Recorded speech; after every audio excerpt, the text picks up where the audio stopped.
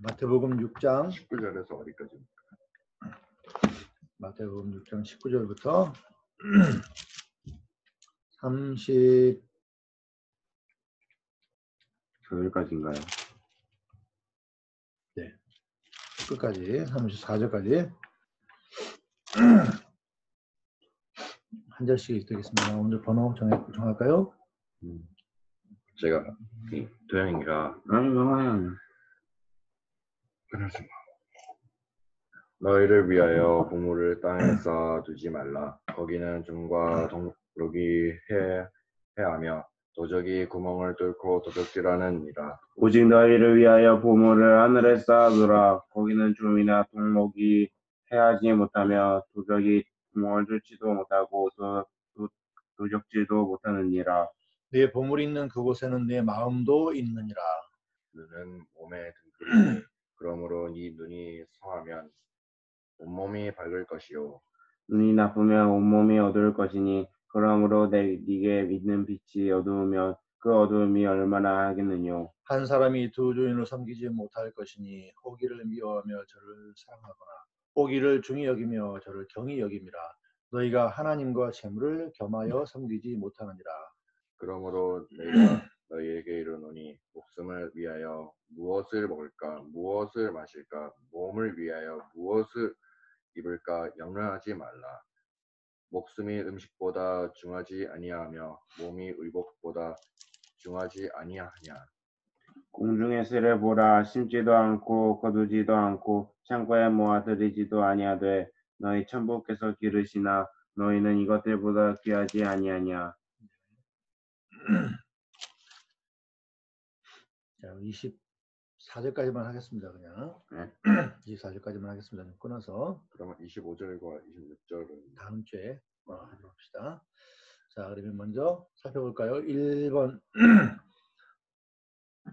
하나님과 누가 만났나? 누가 만났나? 그 질문에 대해서 뭐라고 대답할 수 있을까요? 예수님과 제자들입니다. 네, 그렇죠. 여전히 산상순의 말씀이 계속되고 있으니까 예수님과 제자들이 만난 건데 하나님이신 제2위 하나님이신 예수님과 또 제자들, 곧 하나님의 백성들이죠. 신약시대 하나님의 백성들이 만난 거죠.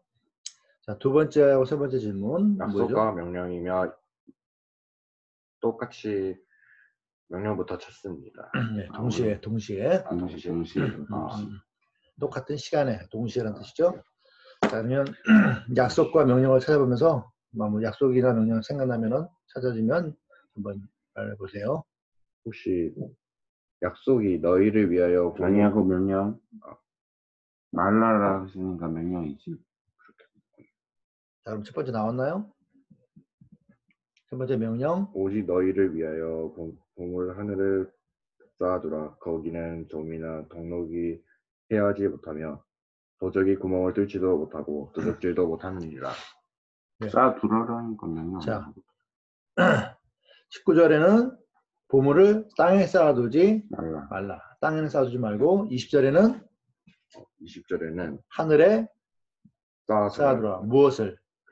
보물을. 자, 그렇게 얘기했죠. 물론 그에 대한 이유가 여기 나오지만 도둑이 훔쳐갈 수 있다 없다라는 이유 때문에. 어쨌든 궁금한 게 있는데요. 네. 동록이 무슨 뜻이에요? 동록은 여기서 뭐 좀과 동록이라도 있잖아요. 네. 근데 좀은 우리 그 옷 같은 데 보면 좀벌레가 있어가지고 구멍을 뻥 뚫어놓는 거예요. 그 다음에 여러 쇠 같은 거는 녹이 쓰잖아요. 네. 그럼 결국은 그런 물건들이나 옷은 다 버려야 되잖아요. 그런 뜻입니다. 그러니까 동록이라고 그러는데 녹이라고 생각하면 녹은 알죠? 녹은 알죠. 녹슬인 녹 쓰는 거. 네. 그걸 여기도 동록이라고 한 거고, 그 다음에 옷 같은 거 뚫는 거죠. 그 좀이라고 하죠. 좀벌레라고 있어요. 저도 정확하게 좀벌레 본 기억이 잘 안 나는데 있다고 그래요. 길에 가면 옷을 구멍을 뚫어놔요. 어떤 때는 이따만 구멍을 뚫어놓고. 자, 어쨌든 보물은 땅에 쌓아두지 말고 하늘에 쌓아두라라는 거죠. 보물이라고 하는 건 뭐예요? 뭐 금, 은이나 이런 거. 사람들이 주로 생각하는 거. 돈도 마찬가지고 그런 것들 다 보물이라고 하죠. 일반적으로 보물을 잘 보관하죠. 네. 요즘 보물 어디다 보관하면 안전할까요? 금고나. 그렇죠. 집에도 금고, 도둑이 오더라도 금고를 못 열어서 들고 가면 되잖아요. 못 들고 가게 되게 큰 걸로. 그렇죠? 아니면은 또 경비. 경비 시설을 이렇게 뭐 이렇게 해놓는다든지 아니면은 그걸 전문적으로 보관해 주는 곳이 있어요. 은행이라든지 이런 보관소가 있는데 거기다 맡겨놓죠. 은행에 저금하든가. 그렇죠. 아니면 이런 것들 너무 실제로 실무라고 하죠. 금, 은, 보물, 다이아몬드나 이런 걸 보관하면 훔쳐갈 수 있으니까 다 팔아가지고 은행에다가 저금해놓는데 은행에 실제로 돈을 넣는 게 아니라 전산상에만 있는 거예요. 그럼 통장에 10,000원 있다고 찍혀 있잖아요. 실제로 돈은 어디 있어요? 돈 없을 수도 있어요. 돈은 없고 거기 계산만 돼 있는 거예요. 물론 그 계산돼 있는 걸 가지고 하면 실제 돈으로 주죠. 어쨌든 그렇게 안전하게 보관하는 방법이 있는데 그건 이제 여담이고 어쨌든 간에 이 세상에 있는 한 도둑이 훔쳐갈 수는 있잖아요. 네. 컴퓨터 같은 것도 해킹해가지고 은행에서 실제 돈은 없지만 은행에 있는 해킹할 수도 있고 그렇죠? 어쨌든 도둑은 아무리 방어수단이 발명이 돼도 계속 생기는 거니까. 근데 그런 보물을 땅이라고 하는 것은 이 세상에 쌓아두는 거죠. 이 세상에 보관하고 있는 거죠. 그러지 말고 어떻게 하라고요? 하늘에 보관. 쌓아두라고. 쌓아두라. 하늘에 어떻게 쌓을까요? 그럼 여기 궁금한 거. 그 보물을 하나님께 바치라는. 그렇죠. 중간 단계 없이 바로 맞췄네요. 구름 위에 쌓아두는 걸까요? 그렇게 물어보려는데 그게 아닌 거죠. 하나님의 뜻을 위해서 사용하면 그게 하늘에 쌓아두는 거예요. 하나님의 뜻은 뭐가 있을까요? 우리가 잘 알고 있는 하나님의 뜻은 뭐가 있을까요? 진리와 진리.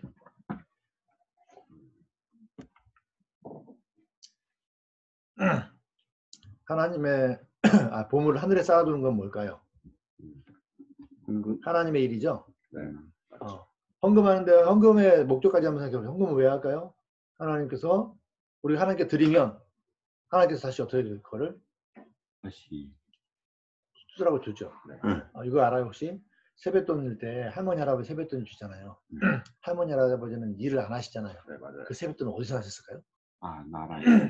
나라에서 국민연금 준 것도 있지만 또 물론 직접 가게에서 일해서 번 걸. 일 안 하신 경우가 많잖아요. 하는 분도 있지만 어떻게 돈이 있을까요? 세뱃돈 어떻게 주실까요? 자, 그동안 우리가 주는 거 아니에요? 그동안 벌면서 그런 것도 있죠. 예전에 벌다가 나이 들면 젊었을 때 많이 벌어서 저축해놔서 그 돈 빼가지고 줄 수도 있죠. 근데 보통 어떻게 해주냐면 할아버지 할머니 자식들 있잖아요. 손자 손녀들한테는 아버지 어머니가 줘요. 늘 용돈을 드리는 것인지 아니면 세뱃돈 주셔야 할 때는 돈이 많이 나가시잖아요. 그때 세배하기 전에 미리 드리는 거예요. 봉투에 딱 넣어가지고 드리고 그러면 받으셔가지고 세뱃돈 주시는 거예요. 정말 아빠도 그랬어요? 그럼요. 다 그래야 돼요.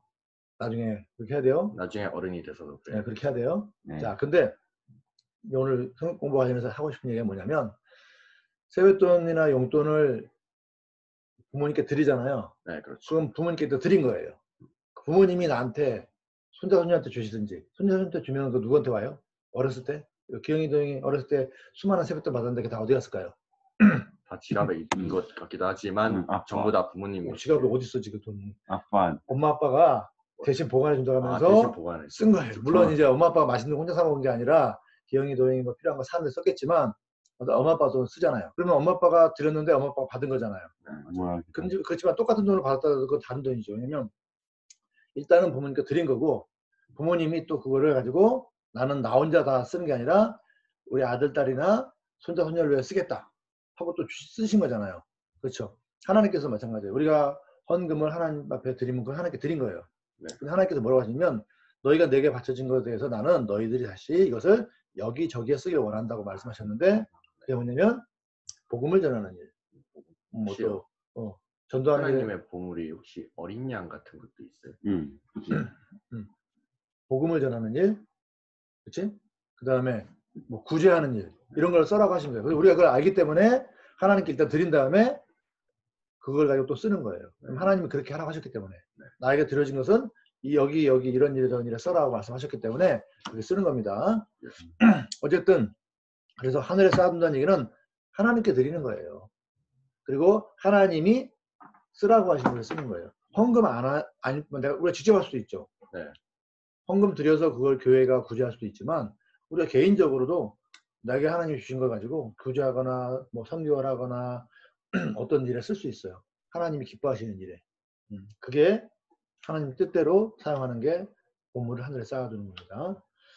자, 그러면 이제 약속 명령 찾았죠? 네. 또 명령이나 뭐 이제 또 같은 뜻이라도 한 번 더 표현하신 적이 있나요? 22절에는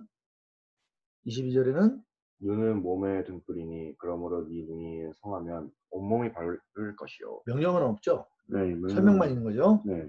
그다음에 23절도 땅이 명령은 나쁘면 안 보이는데 설명만 있고 뭐 질문만 있죠. 질문. 24절에는요. 한 사람이 두 주인을 섬기지 못할 것이니 혹 이를 미워하며 저를 사랑하거나 혹 이를 중이하며 저를 명령은 아닌 것 감히 같아요.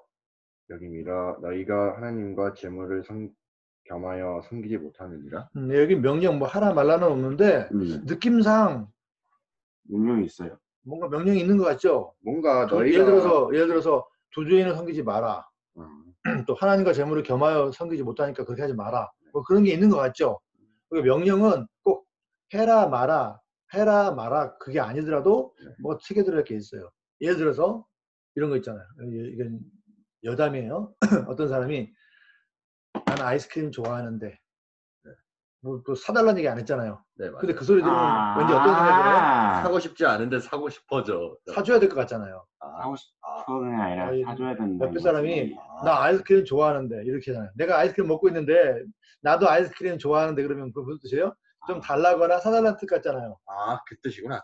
그러니까 명령은 아니더라도 뭔가 우리로 하여금 행동을 하게 만드는 거예요. 그게 명령이잖아요. 그래서 우리 사람의 말에는 명령이 아닌데도 뭔가 명령 뜻이 있잖아요. 그건 알아들어야겠죠. 그렇죠? 네, 그래요. 예를 들어 이런 거 있잖아요. 밥 안 먹고 있는 애기한테 엄마가 이러잖아요. 나는 네가 밥 먹는 거 보면 아주 기뻐. 그렇게 말하면 애기가 어떻게 해요? 아하. 내가 애기는 아직 말을 못하니까. 아니죠. 아니, 유치원 말하는 정도 거하고- 다니는 애 있잖아요. 말 통하는 애인데 말하는 거하고 상관하지 말고 말 안 먹고 그다음에 발로 안 씻어 그러면 나는 네가 발 씻는 거 좋아하는데 이렇게 하면은 발 씻으란 뜻으로 이해되잖아요. 그렇죠? 그렇죠. 그런 게 있어요. 자, 이해됐죠? 네. 오케이. 무슨 뜻인지 알겠습니다. 네. 우리 사람 말에 그런 게 있는데 근데 왜 그 말했냐면 24절이나 그 다른 말도 마찬가지지만 가만 보면 직접적인 명령은 아니지만 간접적으로 어떤 뭔가 우리에게 하라거나 하지 말라는 뜻이 들어있는 걸 찾아낼 수 있겠죠. 어쨌든 자 직접적으로는 땅에 보물을 쌓지 말고 보물은 하늘에 쌓아두라. 이게 직접적인 명령이었죠. 나머지는 다 그거를 설명하고 있는 말이니까 다 그것과 연관이 있다고 볼 수 있겠죠. 자, 그럼 약속은 뭐가 있을까요? 약속 직접적으로 약속된 말이 보여요?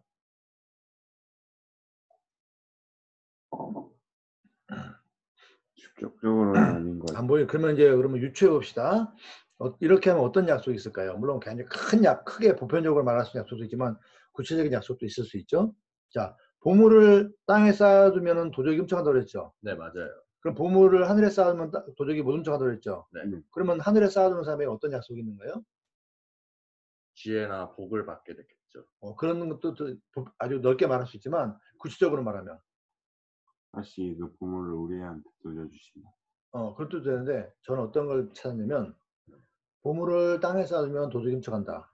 근데 보물을 하늘에 쌓아두면 도둑이 못 훔쳐간다. 네. 그러면 너는 보물을 하늘에 쌓아두면 어떤 약속이냐면 네 보물을 잃어버리지 않게 될 것이다. 그러면 땅에다 묻어두면 응. 도둑이 제 발로 들어와 훔쳐갈 것이다. 땅에 묻어둔지 하여튼 땅에 보관하는 방법은 도둑이 훔쳐갈 가능성이 있는데 그것도 굉장히 높은데 위험한데 하늘에 쌓아두면 절대 못 훔쳐간다. 그거는 우리가 은행에다가 통장에다 저축해놨는데 도둑이 훔쳐간다고 하는 소리가 똑같은 거잖아요. 근데 네가 여기다 보관하면 절대 그걸 아무도 못 훔쳐간다. 그건 내 재산이 지켜진다는 뜻이잖아요. 이게 이제 비유로 하늘에 쌓아두면 이걸 잃어버리지 않는다는 말은 우리가 한 모든 것들이 헛되게 되지 않고 하나님께서 뭔가 상으로 주시거나 그걸 다시 나중에 누릴 수 있게 주신다는 거잖아요. 그래서 보물을 하늘에 쌓아두는 게 하나님의 뜻대로 사는 거라고 그랬잖아요. 네. 그러니까 하나님의 뜻대로 살면 하나님이 결국 그걸 나중에 다 갚아주신다. 그걸 다 누릴 수 있게 해주신다. 그런 뜻이니까 우리가 그걸 뭐라고 그래요? 구원이나 영생이라고 하잖아요. 그렇죠? 그러니까 보물을 잃어버리지 않도록 해주시고. 직접적으로 보물을 잃어버리지 않게 될 것이다. 그 보물 잃어버리지 않으면 그 보물을 우리가 가지고 나중에 뭐 필요한 걸 산다든지 누릴 수 있잖아요. 비유로 말하면 그런 거고 실제로는 나중에 우리가 구원을 얻고 영생을 한다는 거잖아요. 그런 약속이 있는 거죠. 보물을 잃어버리지 않게 된다. 또 더욱더 구체적으로. 그러면은 하늘에 쌓아둔 자들에게는 하나님이 상을 주시고 그거 갚아주신다 이거죠. 보물을 땅에 쌓아두면 예를 들어서 돈으로 말하면 100만 원을 모아뒀다 그러면 잃어버릴 수도 있죠. 그렇죠? 그러나 하늘에 쌓아두면 하나님의 뜻대로 살면 하나님께서 그것에 대해서 나중에 갚아주시는 거죠. 그럼 또 있지 않습니까? 또 어떤 약속이 있을까요?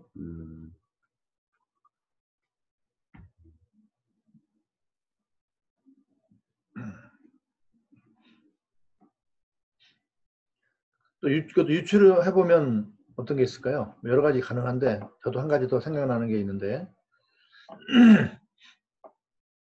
24절에 보면 한 사람이 두 주인을 섬기지 못할 것이니 돼 있죠. 네. 땅에 쌓아두는 사람은 결국 주인이 하나님이 아니라 재물이 될 수 있다는 거예요. 자꾸 하나님인데 자꾸 주인이 재물로 바뀌는 거예요. 그런데 하늘에 쌓아두는 사람은 하나님만 주인으로 섬길 수 있다는 거죠. 하나님만 주인으로 섬긴다는 말은 하나님만 왕이시라는 거죠. 하나님이 왕인 사람은 뭐예요? 왕이 자기를 따르는 기사들에게 옛날에 어떻게 했어요?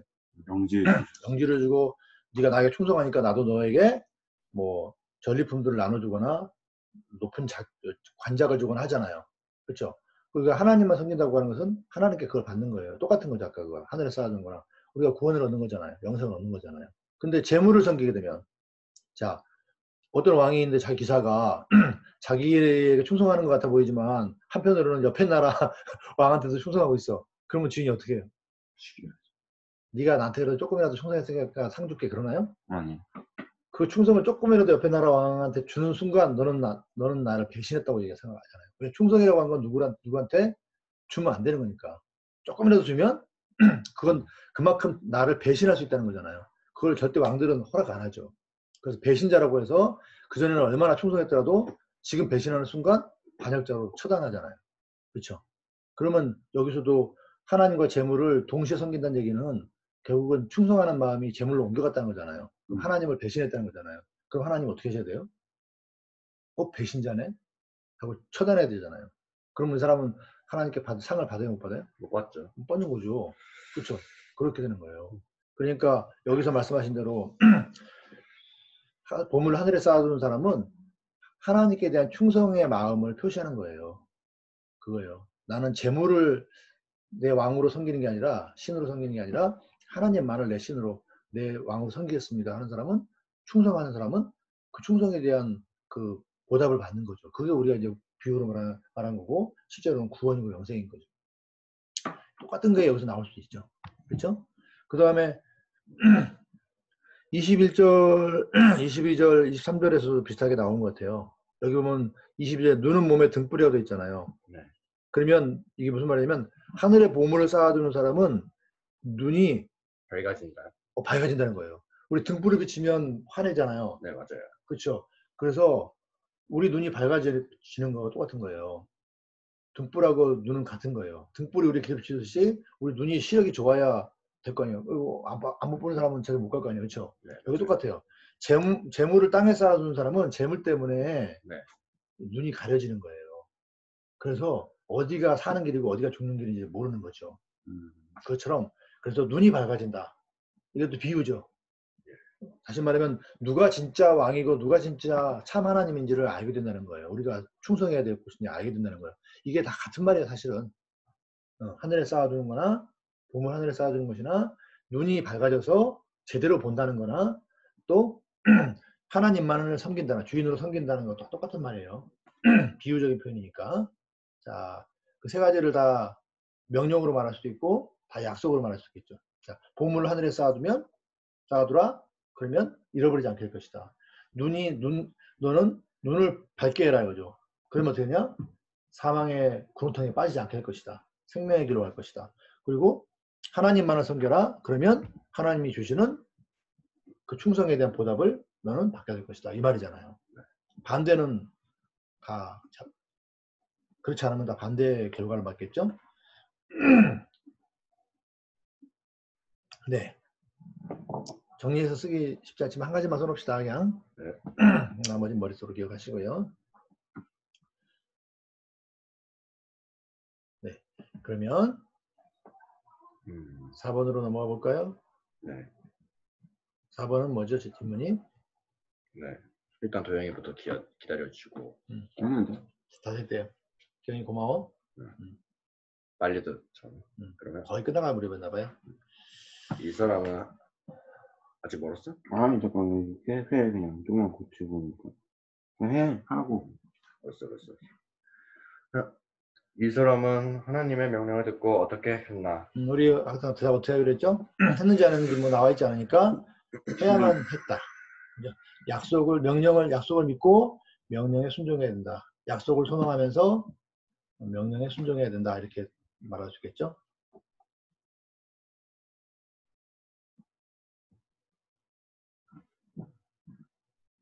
약속을 지키고 해요. 약속을 믿고. 아, 믿고요. 약속은 하나님이 지키셔야죠. 하신 분이. 우리는 약속 믿고 우리가 해야 될 일, 순종이죠. 명령에 순종하는 거죠.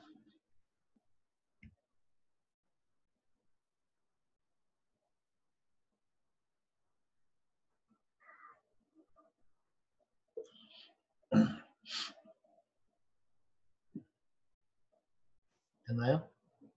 그럼 5번 가볼까요? 5번. 자, 5번 질문은 하나님과 나는 위에 나오는 사람처럼 만났나? 우리가 하나님과 만났냐? 하나님과 만났다는 말은 우리가 하나님의 이 말씀을 들었냐는 거죠. 네. 말씀을 듣는 게 만나는 거예요. 만나서 말씀 듣잖아요. 자, 이런 약속과 이런 명령을 우리도 받았습니까? 예. 들었으니까 받은 거죠. 네라고 간단히 대답할 수 있겠고.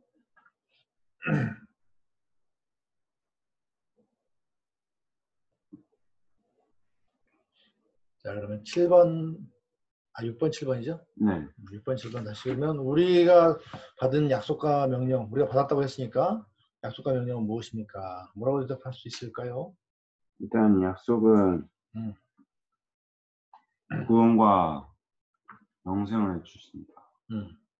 명령은요? 다른 거 하나님만을 섬겨라. 그렇죠. 하나님만 섬긴다는 말은 하나님께만 충성하라는 얘기죠.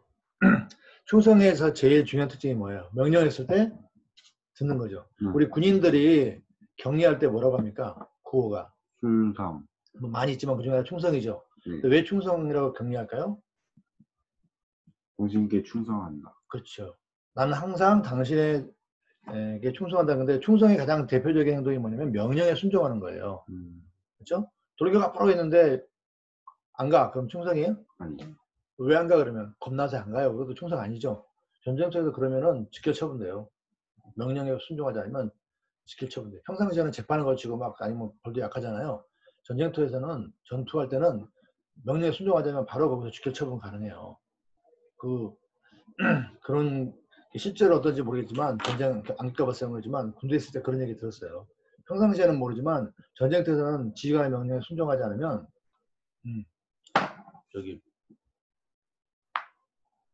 직결 처분되는 거예요. 영화 같은 데서 그렇게 하더라고요. 실제로 모르겠는데. 자, 충성의 가장 대표적인 행동은 명령에 순종하는 거예요. 근데 명령에 순종하려면 어떻게 해야 할 수 있어요? 약속을 유지해야 되는 거죠. 자, 지휘관이 전쟁하는데 총알이 빗발치는데 돌격 앞으로 하라고 명령하잖아요. 거기는 어떤 약속이 있는 거예요? 돌격하면 우린 승리한다. 그렇죠. 그것도 있고 나도 뒤에서 너를 도와주거나 너랑 같이 가겠다. 아니면 저 뒤에 호병 부대 얘기해가지고 적들이 너를 향해서 총을 못 쏘게끔 포병 사격이라고 하죠. 포탄을 쏴가지고 적들이 너를 향해서 총을 못 쏘도록 방해하겠다든지 그런 일을 하겠다는 약속이 있는 거예요. 그 약속 없이 가라고 그러면 뭐예요? 그냥 죽으라고. 너 혼자 죽으라는 거잖아요. 그러면 그렇게 가면 돌격하겠어요? 안 하겠어요? 가면 뻔히 좋을 것 같은데 왜 가요? 이럴 거 아니에요. 그렇죠? 그런 거죠. 그러니까 그래서 명령에는 약속이 있어요. 약속을 하면서 명령하니까 약속을 믿고 명령에 순종할 수 있는 거죠. 약속을 잘 생각해 봐야 돼요. 그래야 명령에 순종할 힘이 나와요. 그렇죠? 자, 그러면 마지막 8번. 8번은 우리 질문이 뭐였죠? 하나님의 명령에 순종하기 위해 어떻게 해야 하나? 자, 그럼 실제적으로 순종하기 위해서 우리가 원칙을 세우고 구체적인 방법들을 한번 써보자 하고요. 자, 원칙은 뭘까요? 하나님의 명령에 순종하기 위해서. 오늘 하늘에 쌓아두래잖아요. 아까 맞아요. 그게 뭐라고 그랬어요? 내게 있는 모든 자원을 돈뿐만 아니라 건강이나 이 모든 것들을 하나님의 뜻대로 쓰는 거예요. 그렇죠? 자, 그러면 우리에게는 지금 제일 큰 자원이 뭘까요? 우리 기영이하고 도영이는 있는 가장 큰 자원이 뭐야? 돈 맞나? 돈은 아니요. 거의 없잖아요. 지금은 거의 없죠. 내가 알기로는 주머니에 1원도 없을걸? 맨날 받아가고 용돈도 안 받으니까. 음. 돈 없어. 근데 보니까 아니요, 어디 뭐 있어? 전에 네. 내가 새로 가져온 저금통에 있었어. 저금은 뭐 네, 있긴 자, 한데 그럼 얼마 있어? 100원 안 돼. 지금은 기억 안 나요. 근데 어쨌든 많지는 않지. 그러면 기영이 도영이한테는 어떤 자원이 있어? 돈은 없다고 치고. 뭐가 있어? 자원이 뭐가 있어? 왜? 뇌라고 할 수 있지만. 자, 지금까지 그래도 많이 컸잖아요. 네, 맞아요. 그래서 힘도 좀 세졌잖아요. 자, 예전에는 뭐 혼자 기어다니고 혼자 할 줄 아는 게 없었지만 지금은 뭐예요? 지금은 힘 있잖아요. 힘 있죠. 그래서 엄마 아빠도 가끔 힘 좀 쓰잖아요. 야, 시장 갔다 오면 물건 어떻게 해요? 여기 좀 들어라. 하죠. 또 저 창문 좀 열어라 닫아. 창문 열려면 힘이 있어야 될 거 아니에요. 그 정도는 생겼죠. 네, 그 정도 맞아요. 힘이 있는 거예요. 우리에게 힘과 지식, 명철 같은. 그렇죠. 육체적 힘도 생겼고 지금 중학교 2학년 과정을 거치고 있는 사람으로서 굉장한 지식도 쌓잖아요. 네, 맞아요. 대단한 건 아닐지 몰라도 그래도 저기 뭐 유치원 다닐 때 배우면 굉장히 지식이 생겼잖아요. 네, 맞아요. 할 수 있잖아요. 그래서 교회에서건 어디서건 너희들이 나름대로 저기 판단력도 생겼고 결정할 힘도 생겼으니까 계획도 세울 줄 아니까 무슨 일 맡길 수 있잖아요. 할 만한 일. 그렇죠. 예. 뭔가 그걸로 할 수 있죠. 그렇죠? 자, 그런 것도 생긴 거예요. 앞으로 그런 힘은 더 생기겠죠. 우리는 더 생기도록 하기 위해서 노력해야 돼요. 그래서 운동도 하는 거고 잘 먹고 힘도 기르는 거고 또 공부도 하는 거예요. 제가 늘 얘기했잖아요. 변호사하고 의사자가 되면 뭐가 좋아요? 물론 돈도 많이 벌고 자기도 좋지만 다른 사람을 도울 수 있는 힘이 생기는 거예요. 세상에는 굉장히 어려운 일이 많아서 법으로 해결하는 일이 많은데 법을 잘 알아야만 해결할 수 있고 나만 해결하는 게 아니라 다른 사람도 도와줄 수 있어요. 자, 요즘 같은 메르스가 아니지. 코로나 같은 상황에서 메르스는 이제 다 의료 인력이라고 하죠. 의사나 간호사들 힘이 굉장히 중요하잖아요. 그렇죠? 그분들이 자기만 고치고 남 안 도와주면 어떻게 돼? 그건 안 되죠. 다 숨어버렸어. 나하고 우리 가족만 그냥 그 사람은 이기적으로 변하는 거죠. 그러면은 근데 자기가 나 이런 상황에서 지금 내가 나하고 우리 가족만 챙겨야지 해도 할 말은 없잖아요. 그러면 어떻게 해? 누구 도와주려고 근데 그럼 내가 도와줘야지 하는데 의사가 아닌 사람이 도와줄 수 있어요? 어떻게 도와줄지 모르다가 괜히 사람 도와주려다 죽일 수도 있잖아요. 네. 그래서 그 지식이 있어야 다른 사람을 도와줄 수 있는 거예요. 그래서 지금 우리가 물론 다 의사가 되고 다 변호사가 되는 건 아닌데 그건 예고 우리가 어떤 지식이 있으면 그 지식으로 물론 나도 뭔가 잘 살지만 다른 사람을 도와줄 수 있는 거예요. 네, 목사님들이 왜 신학을 공부하고 성경을 공부하나요? 나 혼자 하나님 뜻대로 잘하려고? 그것도 있지만 뭐예요? 모든 사람들에게 성경을 가르쳐줘서 하나님의 뜻을 잘 깨닫게 해주셔서 하나님 뜻대로 살게 해주려고 하는 거잖아요. 그래서 우리가 지식이 필요한 거예요.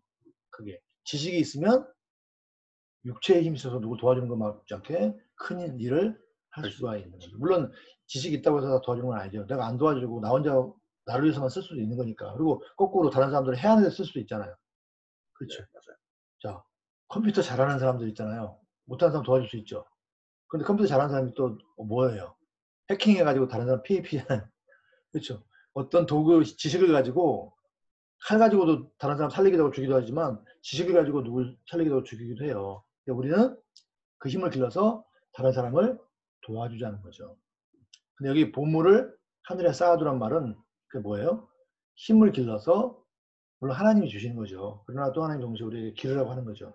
그걸 길러서 하나님의 뜻대로 쓰는 거예요. 하나님께서 뭐 다른 사람 사랑하라, 이웃 사랑하라고 또 하나님의 영광을 드러내라고 하는 일에 쓰라고 하는 것이죠. 그렇죠? 그러니까 우리가 중요한 거는 그래서 보물 하늘에 쌓아둔다고 하면서 우리에게 있는 자원을 잘 활용해서 하나님의 뜻대로 사는 거예요. 자, 그러면 원칙을 해볼까요? 자, 우리에게 있는 자원을 하나님을 위해 써야 됩니다. 자원이란 말은 우리에게 있는 모든 걸 말하는 거예요. 우리 지하자원 얘기하죠. 네. 석유가 있어야 석유권에서 막 자동차도 하고 전기도 만들 거 아니에요. 네. 그 자원이라고 하죠. 그처럼 우리가 뭔가 할 수 있는 우리의 그 에너지, 네. 힘, 재료, 그걸 우리가 자원이라고 보통 얘기해요. 근데 우리에게는 지금 돈은 없는데 뭐가 있다고요?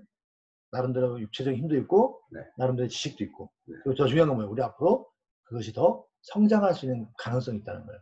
엄마, 아빠는, 어른들은 그게 성장할 가능성인지 앞으로 있을까 없을까요?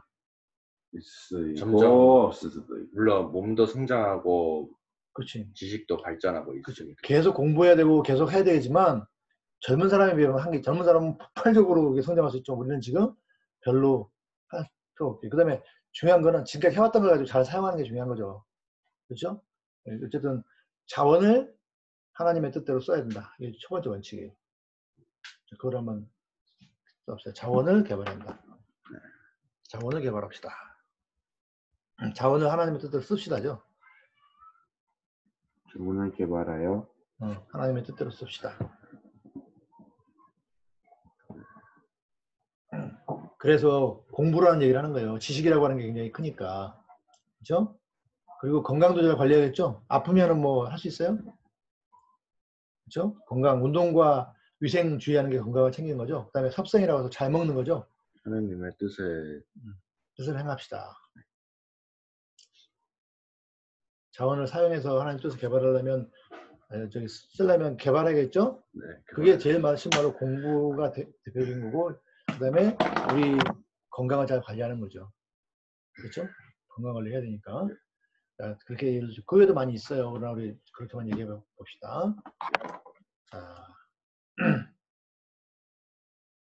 뭐 또 생각나는 거 있어요? 하나님을 섬기기 위해서는 응. 하나님의 약속 무조건. 중요한 거죠. 하나님의 약속을 믿어야 할 수 있겠죠. 믿음이 있어야 되겠죠. 믿음이라고 하는 건 하나님 믿는 거고 하나님의 약속을 믿는 거죠. 그래야 뭔가 순종할 수 있는 거잖아요. 어떤 결단을 하고. 그러면은 약속을 믿어야겠죠. 약속을 믿으려면 약속이 뭔지 알아야 되겠죠. 약속을 믿는 데서 제일 중요한 거는 약속하신 분이 얼마나 그걸 잘 지키는 분인가를 아는 거기에 달렸어요. 자, 약속을 했어. 나 너 짜장면 사줄게. 뭐 먹고 싶어? 짜장면 먹고 싶어. 짜장면 사줄게. 아빠 약속했어. 그러면 그 의심해야 안 해요. 아니요. 짜장면이 뭐 대단한 거라고 못 사줄 일 없잖아요. 그렇죠? 야, 갈비탕 사줄게. 그거 지켜야 안 지켜. 물론 조금 약속을 한번 어겨서 뭐 다음에 살 수도 있지만 지키잖아요. 네. 그 정도 능력이 있다고 믿기 때문에. 그리고 그 정도는 항상 늘 지켰다고 하는 것을 알기 때문에. 근데 갑자기 약속하길 내가 너한테 자동차 사줄게. 그러면 네. 그거 어떻게 해요? 에이, 좋긴 하지만 사줄 수 있어요? 돈 없잖아요. 진짜로요? 이렇게 할 거 아니에요. 왜? 똑같은 사람의 약속에도 그 사람의 능력을 벗어나는 일이잖아. 그렇죠? 그리고 짜장면이라고 해도 어떤 학교 친구가 사준다고 그랬어. 근데 걔는 원래부터 약속 안 지키거나 잘 안 사주기로 구두쇠로 소문난 애야. 그럼 걔가 약속했어. 그러면 신뢰가 돼야 안 돼요? 안 돼요. 그런 거죠. 누가 약속했느냐, 또 무엇을 약속했느냐에 따라 다르죠. 능력이, 지킬 능력이 있느냐 없느냐, 그렇죠? 그렇죠? 근데 우리 하나님의 약속은 어때요? 하나님은 늘 신실하게 지키시는 분이고 능히 어떤 것도 지킬 수 있는 분이라는 것을 알 때 믿을 수 있는 거잖아요. 그래서 하나님을 알아야 돼요. 우리가 믿음이 커야 되겠습니다. 믿게 해주세요 할 때 중요한 건 뭐냐면 하나님의 약속을 믿는 거거든요. 그리고 하나님을 믿는 거거든요. 그러려면 하나님에 대해서 알아야 되죠. 이거 하나님이 약속하신 게 맞아? 그 다음에 하나님께서 이걸 지킬 수 있는 능력이 있으신 분이야? 또한 하나님은 능력이 있어도 안 지키는 사람 안 지키잖아요. 하나님은 이거 지키려는 뜻이 있을까? 의지가 있을까? 그거를 잘 알아야 되는 거죠. 그래야 믿음으로 살 수 있는 거죠. 근데 하나님의 약속이 아니라 자기 자신을 믿으면 어떻게 돼요? 내가 할 수 있어. 나 자신맞게 생각 못하는 거죠. 그건 우리가 말하는 믿음이나 신앙은 아니죠. 그렇죠. 그건 자신감일 뿐이지. 네, 자신감은 항상 맞을 수도 있고 맞을 수. 안 맞을 수 있죠. 자, 우리 대표적인 거. 우리 제자리 넓이뛰기 해봤어요? 네. 넓이뛰기. 네. 자, 3m를 뛴다고 자기가 생각했어. 나 뛸 수 있어. 뭐 자신감이 넘쳐. 뛸 수 있을까 없을까요? 없겠죠. 그냥 입만 번뜩이는 거죠. 그러니까 자기 스스로 생각만 하고 자기 스스로 막 믿는 거지. 그러나 실제로 할 수가 없는 거죠. 그렇죠? 그러니까 우리의 자신감이라고 하는 거는 그래 네 자신감대로 될 수도 있지만 안 될 수도 있는 것도 많아요. 근데 하나님을 그건 자신감이라는 건 자기를 믿는 거잖아요. 그렇죠. 자신감이란 말은 자기를 믿는 마음을 자신감이라고 하는 거예요. 자기 자신을 믿는 건데 우리가 말하는 믿음은 자기 믿는 거 아니잖아요. 내가 할 수 있을까 그 믿음은 뭘 믿는 거예요? 하나님을 믿는 거잖아요. 하나님의 약속을 믿는 거잖아요. 그렇죠? 근데 세상 사람들은 믿음에 종류가 많잖아요. 근데 하나님 믿는 거를 우리가 믿음이라고 줄여서 말하잖아요. 근데 그걸 자기를 믿는 사람 많아요. 우리가 할 수 있겠는데? 또 반대로 우리 못해. 그건 우리가 말하는 믿음이 아니죠. 하나님이 하실 수 있느냐 없느냐. 하나님이 하시려고 하는 거냐 안 하는 거냐. 그걸 믿는 게 믿음인 거죠. 그 사람들은 가끔 난 못해요. 나 할 수 있어요. 이런단 말이죠. 그건 자신감은 필요해요. 세상을 살아가는 그렇지만 우리가 말하는 그 믿음하고는 다른 믿음이에요. 자신감도 필요하죠. 자신감 없어도 안 되잖아요. 그렇지만 성경에서 말하는 그 믿음하고는 다른 거라는 걸 알아둬야 돼요. 항상 우리가 믿음으로 삽시다 할 때 뭐라고요? 하나님 믿는 거고 하나님의 약속을 믿는 거예요. 그걸 기억해야 됩니다. 자, 한번 정리해 봅시다. 약속을 믿어야 됩니다. 그리고 약속을 잘 알아야 되겠죠. 하나님을 잘 알고 하나님의 약속을 잘 알아야 되겠죠. 그래야 믿음이 생기는 거니까. 믿음이 생기면 순종할 수 있는 거니까. 하나님의 약속을 잘 알아야 한다고. 그리고 약속하신 하나님을 잘 알아야 되죠. 뭘 약속하셨는지도 알아야 되고 하나님께서 약속을 잘 이루실 수 있는 분인지 아닌지도 알아야 되는 뜻입니다. 네.